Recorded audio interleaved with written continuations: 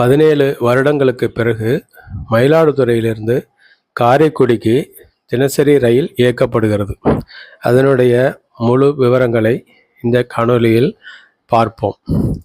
மயிலாடுதுறையில் மாலை 5:10க்கு புறப்படும்.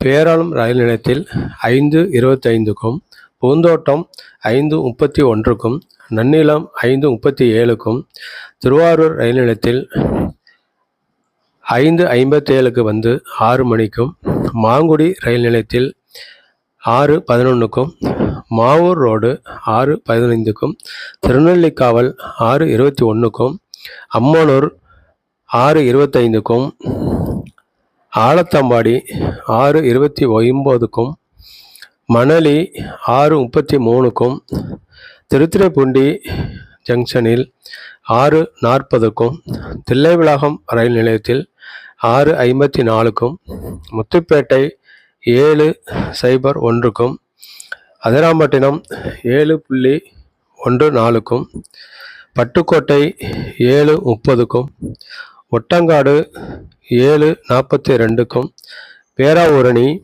7:51க்கும், ஆயங்குடி 8:03 மணிக்கும், அறந்தாங்கி 8:12 மணிக்கும், வாளரமாணிக்கம் 8:21 மணிக்கும், பெரியகோட்டை 8:26க்கும், கந்தனூர் புதுவயல் 8:31க்கும், காரைக்குடி ஜங்ஷனுக்கு இரவு 9:55க்கு சென்றடையும் என தெரிவிக்கப்படுகிறது.